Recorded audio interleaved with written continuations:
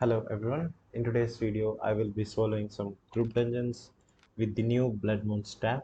Now this one is not yet released on the live server, but we can expect great things from this build. This is looking so good so far. Now let's see what items we are using for this. We are using the Blood Moon staff with the last Q spell, the first W, and the third passive. We also have a mage call, stalker jacket, and a cultist sandals. Now let's get into the dungeon. So these weapons are looking great so far. Let me tell you that. I expected the combat to feel clunky because you have multiple spell bars, right? It's not just one fluid spell bar you have.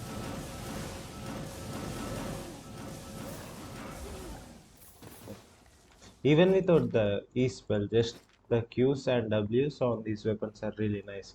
The Q is a AoE damage spell that also armor shreds. So that's pretty good. Okay, let's try the beast form now.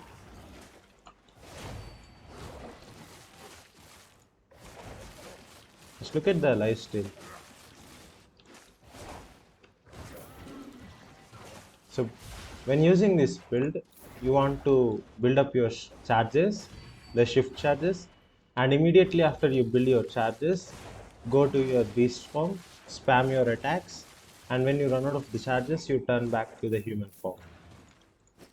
That's it. You basically rinse and repeat the same process over and over until you kill everything. Now I will be timing how long this dungeon takes to clear. So that's another interesting factor you should be able to observe.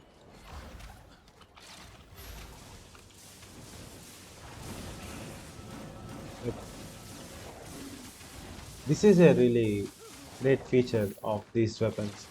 The burst persist after, after you, how do I explain this? If you use a armor spell, you'll get the spell effect even after transforming into the werewolf or whatever weapon you're using.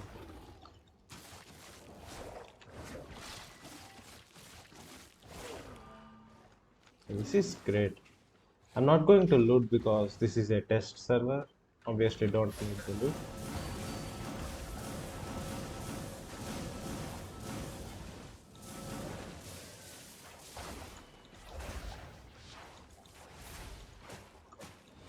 Now the DPS is a little low for this weapon, but it is definitely a lot easier to play than a Shadow Caller.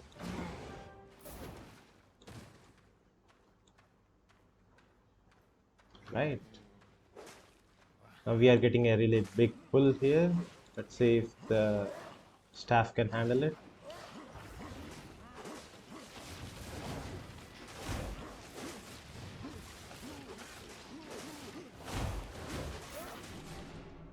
Uh,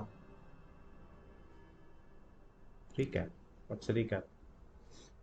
Oh, you can see how much damage each mob did. Okay.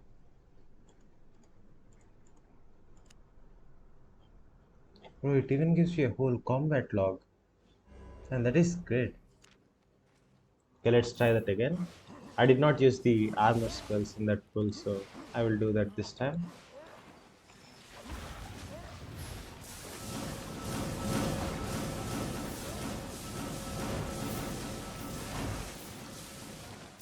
See, we did the same exact pull again, but this time I used the armor spells without forgetting.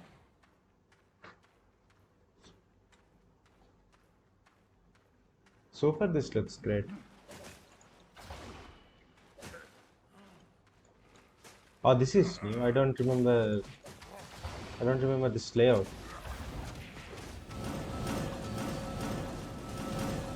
Wow, it's done. Transform. Oh, just coming again.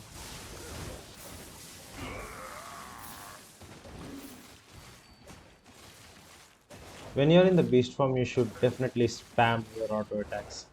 Your auto attacks do a lot of damage.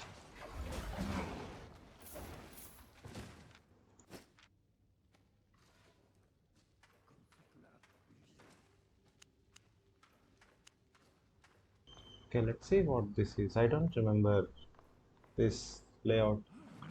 What is this?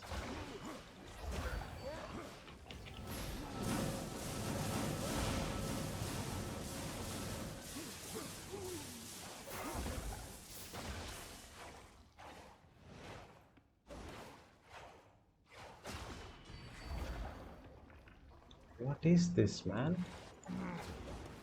Did they change the dungeon layouts too? It's just a blue chest though.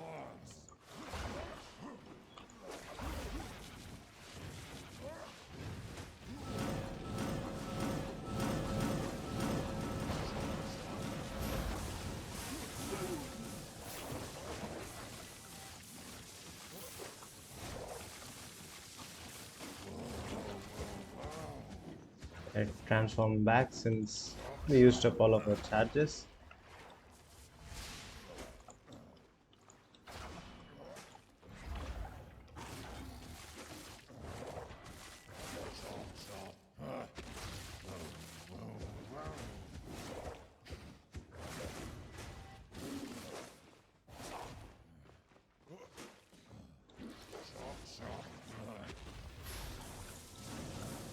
I don't even need the transformation now, I think.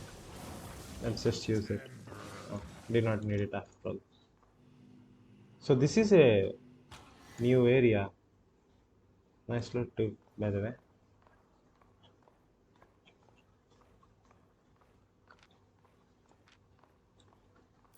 Okay, that looks interesting. So they completely overhauled the design of dungeons. Damn, where do we go from there? Is that the end? Really weird.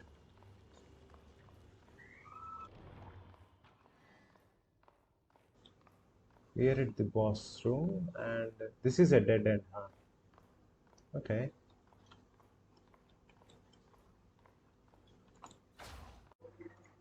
Alright, guys, that is it for the video. Now, as we saw in the dungeon, this weapon is really nice for soloing group.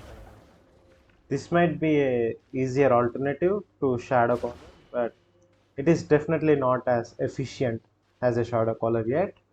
The damage is just not there because it's a two-handed weapon. With a Shadow Caller, you can use a Crypt Candle that will increase your DPS by a lot, but this just is not there yet.